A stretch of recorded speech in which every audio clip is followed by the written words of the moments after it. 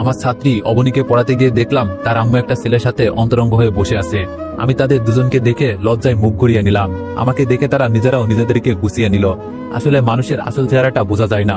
অবনীর মা যে এরকম একটা খারাপ কাজ করতে পারে এটা কখনো আমার ভাবনায় আসেনি। তবে চাহিদার প্রয়োজনে মানুষ অনেক জঘন্য কাজও করে থাকে। নিজের থেকে বয়সে অনেক ছোট ছেলের সাথেও মানুষ প্রেমের সম্পর্ক গড়ে তুলতে পারে, সেটা আমি আজ বুঝলাম।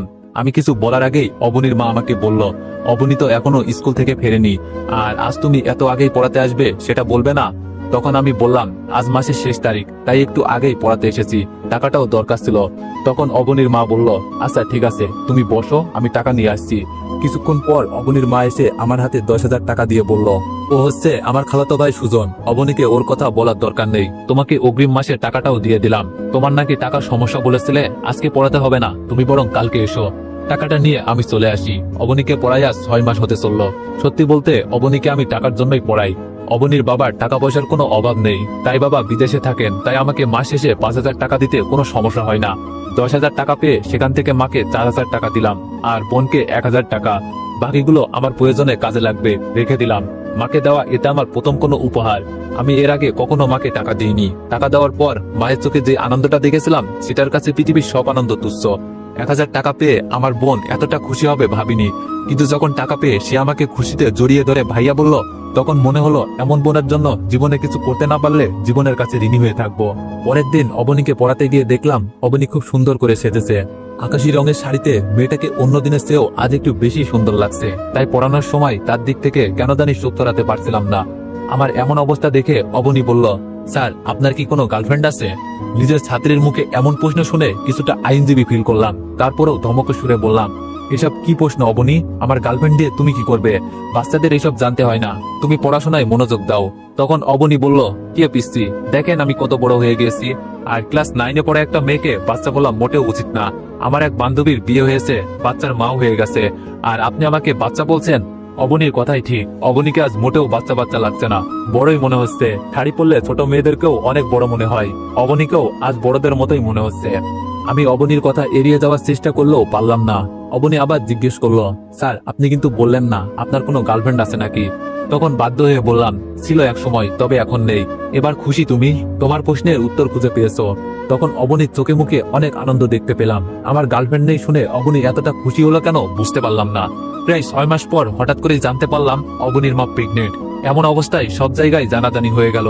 যেহেতু অবনীদের বাসায় আমি বাদে আর কোনো ছেলে যাওয়া আসা করতো না, তাই সবাই আমার দিকে আঙ্গুল তুলতে লাগলো, আমাকে সন্দেহ করতে লাগলো। অবনীর মা যখন আমাকেই দই দিল, তখন আমার মরে যেতে ইচ্ছে করছিল। অবনীর মা নিজেকে বাঁচানোর জন্য আমার নামে যে এত বড় একটা মিথ্যা কথা বলবে আমি কখনো কল্পনাও করিনি। অবনীর সামনে সেদিন কি লজ্জাটাই না পেয়েছিলাম। কোনো অপরাধ না করেও আমি অবনীর চোখের দিকে তাকাতে পারিনি। অবনী অনেক ঘৃণা নিয়ে আমার দিকে তাকিয়েছিল। সে কাঁদতে কাঁদতে যখন বলল, স্যার আপনি চাইলেই তো আমি আপনাকে এই সুখটা দিতাম, আপনাকে আমি ভালোবাসতাম, আর আপনি কিনা আমার মায়ের সাথে এটা করলেন। আপনার প্রতি যে রেসপেক্ট ছিল সেটা আপনি রাখেননি। আপনি কখনোই একজন শিক্ষক হওয়ার যোগ্যতা রাখেন না। কথাগুলো বলেই অবনী আমাকে ধাক্কা দিয়ে তাদের বাসা থেকে বের করে দেয়। আমিও চলে আসি। এলাকার সবাই জেনে গিয়েছে বিষয়টা, তাই লজ্জায় কারোর সামনে যেতে পারতাম না। বাসায় চুপচাপ থাকতাম। বাবা মা বোন কেউ আমার সাথে আগের মতো কথা বলে না। আমার জীবনটা যেন একাকিত্বের এক নরকে পরিণত হলো। ঠিক এমন সময় আমার নরকীয় জীবনটাকে আরো বিষাক্ত করে তুলতে ফোন দিল আমার প্রাক্তন। মিলির সাথে আমার 2 বছরের সম্পর্ক ছিল। হঠাৎ করে একদিন প্রচন্ড রাগারাগি হলো দুজনের মাঝে। সেদিনই ব্রেকআপ করলাম আমরা। তারপরে আমি আর তাকে কোনোদিন ফোন দিইনি, কারণ আমি আমার ইগোর সাথে কখনো আপোষ করতে চাইনি। সেও কখনো ফোন দেয়নি। আজ এতদিন পর কেন ফোন দিল সেটার কারণ খুঁজতে গেলাম না। ফোনটা রিসিভ করতেই ওপাশ থেকে ভেসে আসলো চিরপরিচিত সেই কণ্ঠস্বর। মিলি বলল, তোমার সাথে বিচ্ছেদ হয়ে ভালোই হয়েছে, এমন একটা কাজ করবে কখনো ভাবিনি। আমি ভেবেছিলাম এতদিন পর ফোন দিয়ে তুমি জানতে চাইবে আমি কেমন আছি, কিন্তু তা না করে কাটা গায়ে নুনের ছিটা দিচ্ছ। এটা বলার জন্যই কি ফোন দিয়েছো? মিলি বলল, সেটা বলার প্রয়োজন মনে হয়নি, কারণ তুমি ভালোই আছো। সেজন্যই হয়তো নিজের থেকে বয়সে অনেক বড় একটা মেয়ের সাথে অবৈধ সম্পর্কে জড়াতে পেরেছো। ভালো না থাকলে মানুষ এমন কাজ করতে পারে বলো? আমি বললাম, আর সবাই না হয় আমার সম্পর্কে জানে না, তাই এমনটা বলছে, কিন্তু তুমি তো আমার সম্পর্কে সব জানো, আমাকে চেনো, আমি কেমন মানুষ। তারপরেও এমনটা বললে? তোমার সাথে 2টা বছর রিলেশন করেছি, কখনো তো একটা চুমু খেতে চাইনি তোমাকে। তুমিই বলো, তোমার সাথে যদি আমি ফিজিক্যাল রিলেশন করতে চাইতাম তাহলে কি তুমি না করতে? আমার তো মনে হয় না তুমি না করতে। সেখানে তোমার মতো মেয়ের সাথে এমনটা করিনি। সেখানে আমার থেকে বয়স বড় একটা মহিলার সাথে এটা আমি করব কি করে ভাবলে তুমি? ঠিক এমন সময় বাবা আমার রুমে এসে পড়ায় আমি ফোনটা কেটে দিলাম। দীর্ঘ 6 মাস পর আমার রুমে কেউ আসলো, আমার সাথে কেউ কথা বলল। আমার তো ভালো লাগার কথা, খুশি হওয়ার কথা, কিন্তু আমি খুশি হতে পারলাম না। বরং বাবার কথাগুলো শুনে চোখের পানিটাকে অনেক চেষ্টা করেও ধরে রাখতে পারলাম না। বাবা যখন বললেন কয়েকদিন পর তোর বোনকে দেখতে আসবে, আমি চাই না তোর কারণে আমার মেয়েটার বিয়ে ভেঙে যাক। তুই 1 বছরের জন্য এই বাড়ি থেকে চলে যা, সবাই জানবে তোকে আমরা ত্যায্য পুত্র করেছি, তোর সাথে আমাদের কোনো সম্পর্ক নেই। 1 বছরে যদি কিছু করতে না পারিস, নিজেকে বেঁচে থাকার মতো অবস্থা তৈরি করতে না পারিস, তাহলে চলে আসিস, তখন তোর বোনের বিয়ে হয়ে যাবে, তাই আর কোনো সমস্যা হবে না। তবে আমি চাইবো না তুই আর কখনো এই বাড়িতে ফিরে আস, তোর কারণে আমি আমার মান সম্মান সব হারিয়েছি। কাজটা করার আগে তোর ভাবা উচিত ছিল তোর সাথে তোর পরিবারের মান সম্মানটাও মিশে আছে।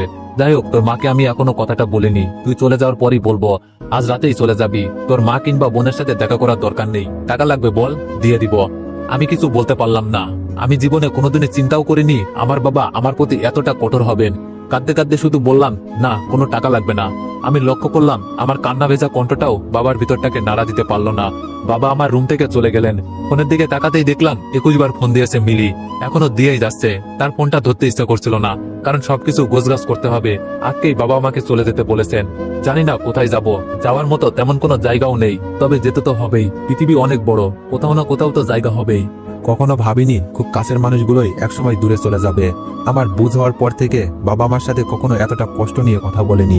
আজ এত বছর পর কেন জানি মনে হচ্ছে আমি সন্তান হিসেবে ব্যর্থ। যে সন্তানের কারণে বাবা মায়ের চোখে জল আসে, সেই সন্তানের মতো হতভাগা সন্তান পৃথিবীতে আর দ্বিতীয় জন নেই। আমার ভিতরটা পুড়ে যাচ্ছিল, মনে হচ্ছিল এই যন্ত্রণা থেকে মৃত্যু অনেক ভালো। কিন্তু আমি মরতে চাই না, জবাব দিতে চাই ওইসব মানুষদের যাদের কারণে আমি নিঃস্ব হয়েছি।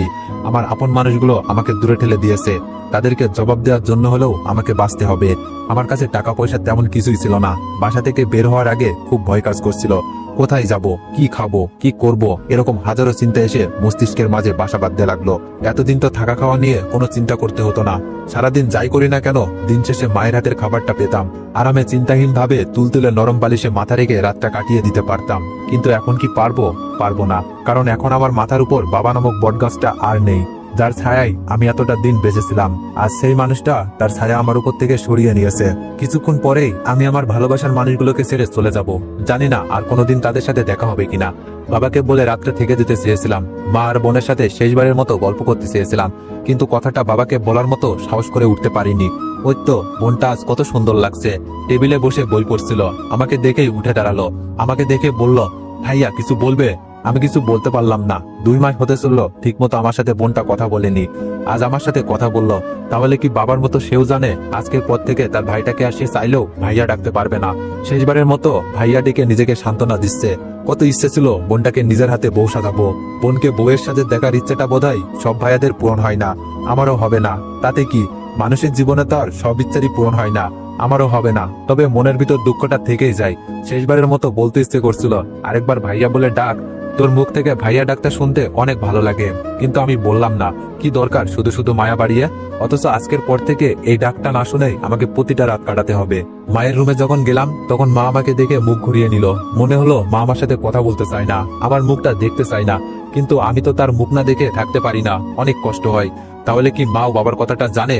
তাহলে যে বাবা মাকে বলতে না বললো, বাবার মতো মাও আমাকে ঘৃণা করে, সন্তান হিসেবে পরিচয় দিতে লজ্জা বোধ করে। অনেকক্ষণ দাঁড়িয়ে থাকার পরেও মা কোনো কথা বলল না। তখন মা অন্যদিকে চেয়ে আছেন। আমি আর তখন আমার চোখের বিশুদ্ধ পানিটাকে ধরে রাখতে পারলাম না। নিজের অজান্তেই চোখ দুটো জলে ভিজে গেল। মা হয়তো আমার চোখের জল দেখতে পেয়েছিল কিংবা পাইনি। যখন আমি চলে আসতে নিলাম ঠিক তখন মা আমার সাথে কথা বললেন। মায়ের কথাটা শুনে আমার ভেতরটাতে এত এত ভালো লাগা কাজ করলো যেটা আমি বোঝাতে পারবো না। আমার চোখের জলটাকে তুচ্ছ মনে হলো। মা যখন বলল, কিছু বলবি বাবা? তখন আমি জল মুছতে মুছতে মায়ের দিকে এগিয়ে গেলাম। বলতে চাইলাম, মা দেখো, বাবা আমাকে বাড়ি থেকে চলে যেতে বলেছেন। আমার কারণে নাকি বোনের বিয়ে ভেঙে যাওয়ার সম্ভাবনা আছে। তুমি বলো মা, আমি কি তোমাদের ছেড়ে থাকতে পারবো? কখনো কি থেকেছি? জীবনে একটা রাতও তো তোমাদের ছাড়া কাটাইনি। একটা বছর কিভাবে থাকবো? বাবা কি জানে না আমার যাওয়ার মতো কোনো জায়গা নেই? বাবা কি জানে না আমার কাছে খাওয়ার মতো কোনো টাকা নেই? বাবা কি জানে না তোমার হাতে রান্না না খেলে পেটে খাবার হজম হয় না? তুমি বাবাকে বলে ম্যানেজ করো না মা। আমি থাকতে পারবো না তোমাদের ছাড়া। যতটা দিন বাঁচবো তোমাদের মাঝেই আমি বাঁচতে চাই। তোমাদের ছাড়া আমার জীবনটা অপূর্ণ। কিন্তু আমি বলতে পারলাম না। বাবা সেই কথাটা মনে পড়ে গেল। আমি মাকে গিয়ে জড়িয়ে ধরে কাঁদতে লাগলাম। মা তখন বলল, কাঁদছিস কেন? কি হয়েছে আমাকে বল। আমি মায়ের প্রশ্নের জবাবে কিছু বলতে পারলাম না। শুধু বললাম, আমাকে ক্ষমা করে দিও মা। আমি তোমাদের স্বপ্নটা পূরণ করতে পারিনি। আমার জন্য মানুষের কাছে তোমাদেরকে অনেক ছোট হতে হয়েছে। তবে বিশ্বাস করো মা, আমি এমন কিছু করিনি। তোমার ছেলে কি এমন কাজ করতে পারে? তুমিই বলো মা, তুমি তো আমাকে জন্ম দিয়েছো, আমার প্রতি তোমার কি বিশ্বাস নেই বলো? আমি কি এমন কাজ করতে পারি? মা কিছু বলে না, আমিও কথাগুলো বলে চলে আসি। জানি না মা কথাগুলো বিশ্বাস করেছে কিনা, সেটা নিয়ে ভাবছিও না। এখন বিশ্বাস করলেও তো আমি আমার হারানো দিনগুলো আর ফিরে পাবো না। আমার 22 বছরের জীবনে কখনো এভাবে মাকে জড়িয়ে ধরেনি। হয়তো লজ্জা কিংবা সংকোচ, যে কোনো কারণেই হোক না কেন, মাকে কখনো জড়িয়ে ধরা হয়নি। তবে আজ যখন মাকে জড়িয়ে ধরলাম, তখন আমি একটা জিনিস উপলব্ধি করলাম, মাকে জড়িয়ে ধরে কাদার মতো সুখ এই পৃথিবীতে আর কিছুই হতে পারে না। আমি যখন মাকে জড়িয়ে ধরে কাঁদছিলাম, তখন মনে হলো আমি পৃথিবীর সবচাইতে বিশুদ্ধ আর পবিত্র মানুষটাকে জড়িয়ে ধরে আছি। এখন প্রায় রাত 12টা বাজে, বাসার সবাই ঘুমিয়ে গেছে। বাবা বলেছিলেন আমি চলে যাওয়ার কথাটা কেউ যেন জানতে না পারে, সেটাই করছি। সত্যি বলতে যেতে ইচ্ছা করছিল না, আবার থাকার মতো অবস্থাতেও ছিলাম না। বাড়ির বাইরে চলে এসেছি, আর চাইলেও আমি এই বাসায় যেতে পারবো না। কারণ এই বাসার মানুষগুলোকে আমি সবসময় ভালো দেখতে চাই। তাদেরকে আমি কোনো সুখ দিতে না পারলেও কোনো দুঃখ দিতে চাই না। তাই বাবার বাধ্য সন্তান হয়ে বাবার কথা মতো বাসা থেকে চলে যাচ্ছি। শেষবারের মতো যখন জানালার দিকে তাকালাম, তখন কাউকেই দেখতে পেলাম না। অথচ আমি আশা করেছিলাম বাবা মা চলে যাওয়াটা দেখবে, শেষবারের মতো আমাকে দেখবে, কিন্তু এমনটা হলো না। ফোনটা আবার হাতে নিলাম, অন্তত কয়েকটা রাত কারো না কারোর বাসায় থাকতে হবে।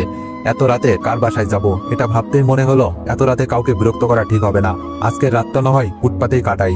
কত মানুষ তো তাদের সারাটা জীবন রাস্তায় কাটালো, আমি না হয় একটা রাতের জন্য ফুটপাতের মানুষ হয়ে গেলাম।